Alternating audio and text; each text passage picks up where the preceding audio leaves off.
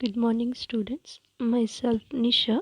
So in the last video we have studied about the wholesale trade, its meanings and types. So in this video we have studied about the retail trade meaning and types. So let's start one by one. We have discussed about it. So meaning of retail trade. It refers to that type of trade under which goods and services are bought in large quantity from a wholesaler and sold to the ultimate consumers in small lots. Retail trade क्या कहता है कि ये वो type का trade है जिसके अंदर हम गुड्स और सर्विसेज को जो है खरीदते हैं लार्ज क्वांटिटी में होलसेलर से, और उसे जो है हम कंज्यूमर्स को बेच देते हैं स्मॉल लॉट्स में, छोटे छोटे पार्ट्स में। जिस चीज़ की कंज्यूमर को उस टाइम पर नीड है वो चीज़ जो है हमें रिटेलर जो है वो दे देता है। तो इसको बोला जाता है रिटेल ट्रेड। जैसे कि नॉर्मली शॉप्स जो है जगह जगह पर खुली होती हैं छोटी मोटी, हम उनसे जाके कुछ चीज़ ले लेते हैं, तो वो एक तरह से रिटेलर्स होते हैं जो गुड्स को परचेज़ करते हैं लार्ज क्वांटिटी में और सेल करते रहते हैं उन गुड्स को अपने कंज्यूमर्स को स्मॉल लॉट्स में। और जो वो सेल करते हैं वो रिपीटेडली सेल करते हैं, एक बार बेच दिया ये नहीं है, दोबारा दोबारा जो है उसको बेचते रहते हैं, तो उसको बोला जाता है रिटेल ट्रेड। सो आगे आता है कि फीचर्स क्या हैं हमारे रिटेल ट्रेड के।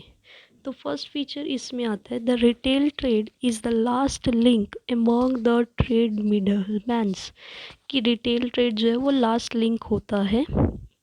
जब हमने पिछले वीडियोस में करा था तो उसमें लिंक्स आपने पढ़े होंगे। तो होलसेलर जो है वो प्रोड्यूसर से लेता है, तो प्रोड्यूसर बना रहा है होलसेलर, फिर रिटेलर एंड देन कंज्यूमर। तो कंज्यूमर्स तो को चलो वो चीज़ पहुंचनी ही है और रिटेलर उस तक पहुंचा रहा है, तो रिटेलर जो इसका लास्ट लिंक होता है। सेकंड आता है he deals in a number of things. कि जो रिटेलर है वो काफ़ी सारी चीज़ें खरीदता है, एक ही थिंग में जो है वो परचेज़ नहीं करता, वो नंबर ऑफ थिंग्स में जो है डील करता है। थर्ड आता है he purchase goods from the wholesaler trade and sell them to the consumers. कि वो परचेज़ करते हैं होलसेल ट्रेड से और उसको वो बेच देते हैं कंज्यूमर्स पर, तो उसको बोला जाता है इसमें रिटेलर। फोर्थ पॉइंट है he purchase comparatively less good than the wholesaler trade. Wholesaler वालों से वो कम चीज़ें जो है परचेज़ करता है as comparison to wholesale trade. क्योंकि होलसेल वाले जो हैं वो बल्क में सामान ले लेते हैं, रिटेलर ट्रेड जो है वो लार्ज क्वांटिटी में लेते हैं, लेकिन स्मॉल स्मॉल लॉट्स में थोड़ा लेते हैं हम होलसेलर से। फिर इसमें फिफ्थ पॉइंट आता है he sell good to the consumers in small quantities. की कंज्यूमर को जो है वो स्मॉल स्मॉल क्वांटिटीज़ में जो है बेच देते हैं अपनी गुड्स को। नेक्स्ट ही नीड कंपैरेटिवली लेस कैपिटल। उनको जो है कम लेस कैपिटल की ज़रूरत होती है अपने वर्क या फिर अपने बिजनेस को स्टार्ट करने के लिए। सेवेंथ आता है इसमें ही often purchases good both in cash and on credit. कि जो रिटेलर है वो गुड्स अपनी कैश में भी परचेज कर सकता है और क्रेडिट में भी परचेज कर सकता है। एट्थ पॉइंट आता है इसमें जर्नली ही sell goods to the consumers in cash. कि वो जो है अपने गुड्स जो है कंज्यूमर्स को जो है वो कैश में बेचते हैं जर्नली। नाइन्थ आता है ही जर्नली गिव हिज शॉप अ प्लीजिंग गेटअप। कि वो ऐसे ही मतलब आओ मेरी शॉप में चीज़ खरीदो, एक प्लीजिंग गेटअप बना के रखते हैं अपनी शॉप्स का, दे के रखते हैं उसको। फिर इसमें एक टेंथ पॉइंट आता है he has a personal relationship with the consumer. कि कंज्यूमर के साथ जो है उसका पर्सनल रिलेशनशिप बिल्ड होने लग जाता है जब वो रेगुलर बेसिस पर उसकी शॉप पर आकर चीज़ खरीदने लग जाता है। 11th पॉइंट आता है ही has to pay more attention to the conditions of his shop. कि उसकी कंडीशन की जो शॉप है उसके ऊपर वो ज़्यादा अटेंशन देता है, क्योंकि रिटेलर के पास जब कंज्यूमर्स के साथ रिटेलर का रिलेशनशिप बनने लग जाता है तो वो अपनी दुकान को भी अच्छी तरह जो है उसका गेटअप जो है उसको तैयार करके रखता है ताकि लोगों को ज़्यादा प्रॉब्लम्स फेस ना करनी पड़े। तो ये थे इसके फीचर्स। अब नेक्स्ट हम इसमें पढ़ेंगे कि सर्विसेज और यूटिलिटीज़ क्या हैं हमारे रिटेलर्स की। फर्स्ट आती है इसमें सर्विसेज टू वर्ड होलसेलर। की होलसेलर के टू वर्ड्स हमारी क्या क्या सर्विसेज हैं। फर्स्ट है इसमें टू प्रोवाइड नेसेसरी इन्फॉर्मेशन। कि रिटेलर जो है उसका बहुत ही क्लोज कांटेक्ट होता है कंज्यूमर्स के साथ। तो वो उनको जो है पूरी की पूरी इंफॉर्मेशन प्रोवाइड करता है according to his taste, fashion और नीड्स के कंज्यूमर्स को प्रोवाइड करता है टू द होलसेलर। ठीक है, मतलब जो भी उनकी नेसेसरी इंफॉर्मेशन होगी उनके प्रोडक्ट से अकॉर्डिंग, तो वो उनको, जैसे फॉर एग्ज़ाम्पल मुझे प्रोडक्ट चाहिए सोप, तो सोप से रिलेटेड उसमें क्या फैशन है, उसकी क्या फ्रेगनेंस है, उसमें कास्टिक सोडा वगैरह नहीं है, तो उससे रिलेटेड सारी नेसेसरी इन्फॉर्मेशन जो है वो रिटेलर जो है वो हमें प्रोवाइड करता है। सेकेंड आता है इसमें टू क्रिएट डिमांड, कि रिटेलर जो है वो क्रिएट करता है डिमांड को फॉर द एग्जिस्टिंग थिंग्स की और न्यू थिंग्स की। तो वो एकम्प्लिश करता है कि that he is job by telling his customer about the merits of the thing in different ways of using them, कि रिटेलर को जो भी बताया जा रहा है उसकी क्या क्या डिमांड है पुराने थिंग्स को लेके और न्यू थिंग्स को लेके, वो सारी की सारी जो है वो होलसेलर को बताता है कि ये कस्टमर्स की डिमांड है एग्जिस्टिंग थिंग्स को लेके और न्यू थिंग्स को लेके। तो वो एकम्प्लिश करने की कोशिश करता है बता के कि मैं कंज्यूमर्स की जो नीड्स हैं, कस्टमर्स की जो नीड है, उनको कैसे और बेटर बना सकता हूँ, कौन सा वे यूज़ कर सकता हूँ उसको सेल करने का, जिससे जो हमारा कंज्यूमर है वो सेटिस्फाई हो जाए और परचेज़ करे दोज थिंग्स को अगेन टाइम एंड अगेन, कि दोबारा दोबारा जो है उन चीज़ों को परचेज़ कर सके। तो इसका बेनिफिट जो है वो होलसेलर्स को भी मिलता है और होलसेलर्स के थ्रू वो प्रोड्यूसर्स को भी मिलता है। फिर इसमें थर्ड पॉइंट आता है लोकल एडवर्टाइजिंग। जो मेजर बर्डन होता है एडवर्टाइजमेंट का वो लाई करता है ऑन द होलसेलर पे, बट जो रिटेलर है वो हेल्प करता है देम की by himself doing the local advertisement. तो जो लोकल एडवर्टाइजमेंट का मतलब है वो होता है प्रोवाइड करना इंफॉर्मेशन टू द कस्टमर्स को अबाउट वेरियस थिंग्स की, बाय उनसे पर्सनली मीट करके। तो जो रिटेलर है वो एकम्प्लिश करता है अपने टास्क को विदाउट एनी एडिशनल लेबर, किसी भी एडिशनल लेबर के बिना वो अपने टास्क को जो है वो पूरा करता है। फोर्थ पॉइंट आता है इसमें हेल्प इन डिस्ट्रीब्यूशन। तो जो शॉप है ऑफ द होलसेल ट्रेड की वो लोकेट होती है एक स्पेशल प्लेस पर एंड डिस्टेंसेस पर वो होती है, फ्रॉम कस्टमर से डिस्टेंस पर होती है। तो जब वाइल जो रिटेलर की शॉप्स हैं वो उनको मिलेंगी हर जगह, फॉर एग्ज़ाम्पल मैं यमुनानगर में हूँ और जगह जगह जो है रिटेलर्स की शॉप है, तो जो होलसेलर का ट्रेडर होगा उसकी शॉप जो है वो एक स्पेशल प्लेस पर होगी और वो कंज्यूमर से बहुत दूर होगी, उनसे की डिस्टेंस के बहुत दूर होंगी। तो उसके लिए जो है रिटेल शॉप्स जो है वो बनाई गई है ताकि कंज्यूमर्स को मिले हर जगह रिटेल शॉप्स, वो हर जगह जाके अपनी जो चीज़ है रेगुलर बेसिस वाली वो ख़रीद सकता है। तो देयरफॉर जो रिटेलर है वो उनको देता है फ्रॉम डिस्टेंट उनके ही प्लेस पर और सप्लाई कर देता है कंज्यूमर्स को।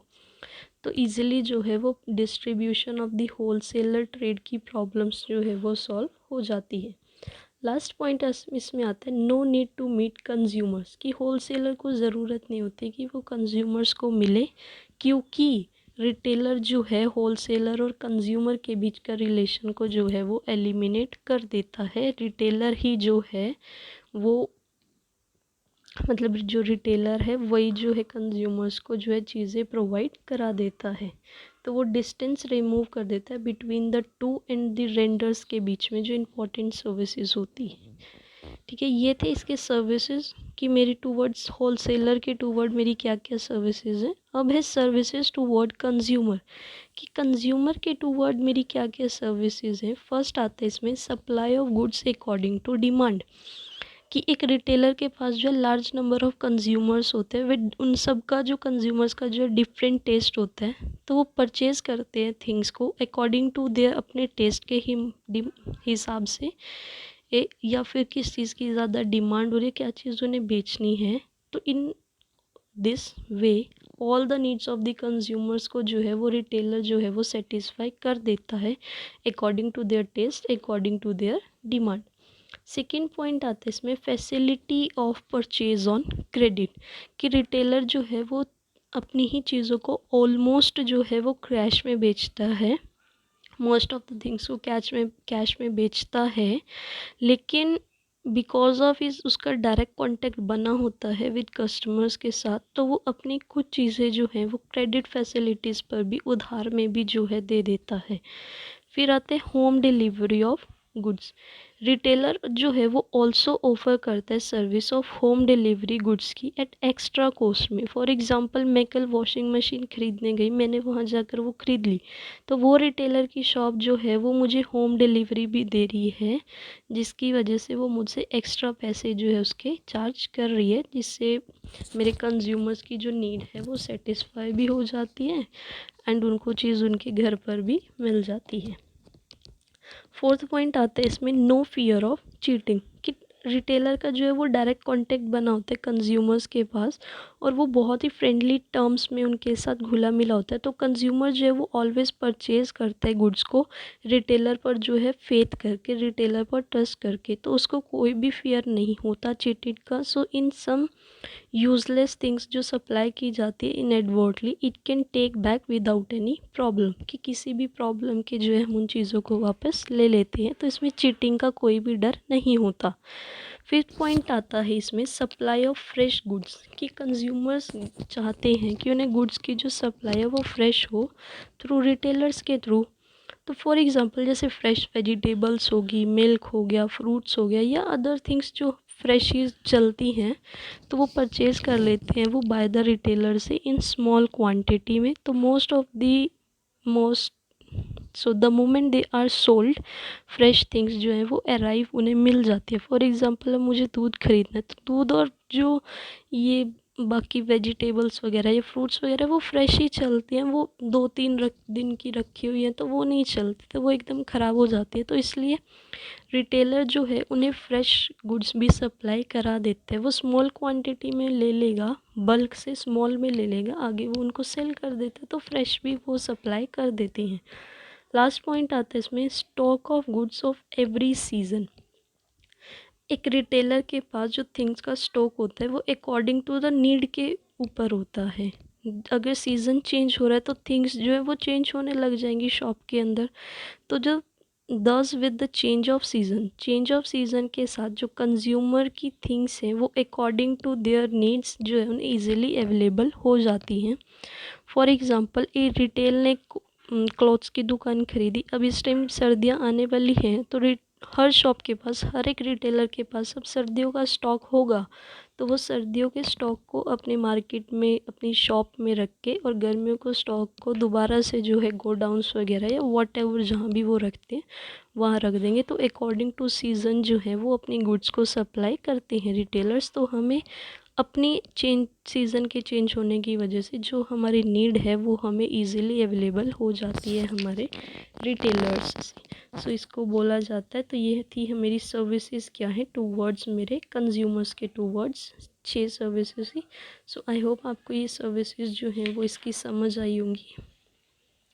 बाकी भी थी इसमें कि फ्री सर्विस प्रोवाइड कराना, कि जो एक रिटेल ट्रेड होता है वो जब वो अपनी थिंग्स को सप्लाई करता है तो वो श्योर करता है कि जो कस्टमर की पर्टिकुलर थिंग्स हैं वो उन्हें आउट ऑफ ऑर्डर ना मिले और इट विल भी रिप्लेस करा दी जाए या फिर रिपेयर करा दी जाए एट फ्री ऑफ कॉस्ट।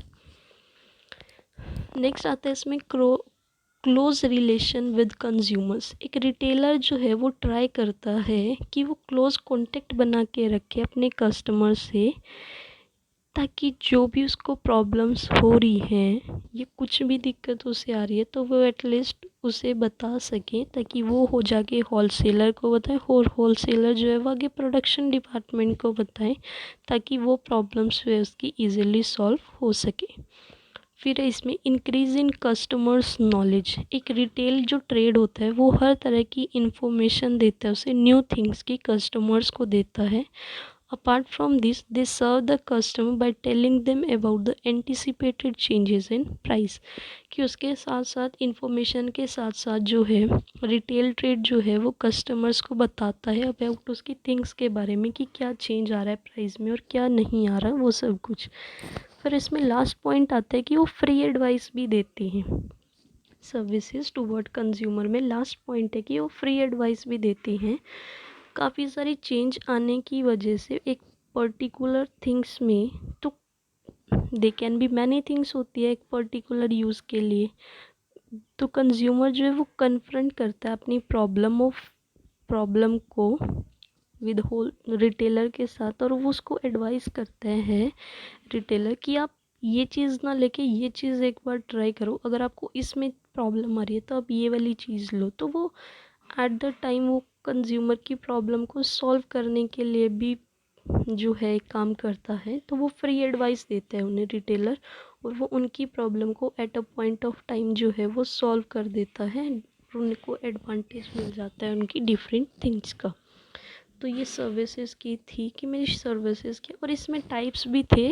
मैं आपको बता दूँ टाइप्स इसमें दो ही थे, इंटरमीडिएट टेलर और फिक्स शॉप्स। इंटरमीडिएट टेलर्स कौन से टेलर्स होते हैं? ये वो टेलर्स होते हैं जिनके पास डेफिनाइट एक सेलिंग पॉइंट होता है और वो सेल कर देते हैं अपने गुड्स को बाय विजिटिंग वेरियस प्लेसेस पर जा के अपने गुड्स को बेच देते हैं। तो उनको बोला जाता है इंटरनेट ट्रेलर्स। और जो फिक्स शॉप्स होती है जैसे स्मॉल स्केल जर्नल स्टोर्स वगैरह हो गए या वुडन स्टॉल्स होगी, इस तरह की जो उनकी अपनी ही खुद की एक शॉप्स होती है उनको बोला जाता है फिक्स शॉप्स। दो ही टाइप्स की थी इसमें। सो आई होप आपको ये सब समझ आया होगा। तो यहाँ पर मेरी +1 की जो बिज़नेस स्टडीज़ है उसके मैंने 9 यूनिट्स जो है पूरे कंप्लीट करा दिए हैं। अगर आपको 9 में से भी कोई भी टॉपिक कुछ भी ना समझ आए तो आप कमेंट डाउन करके मुझसे पूछ सकते हैं एक बार। I will tell you in another video or in comment also. So you can comment it if you have any problem in any unit 1 to 9 unit. कोई भी यूनिट में कोई भी प्रॉब्लम हो you can tell me. So I will explain you. So thank you so much. If you like it then please subscribe my channel. Thank you.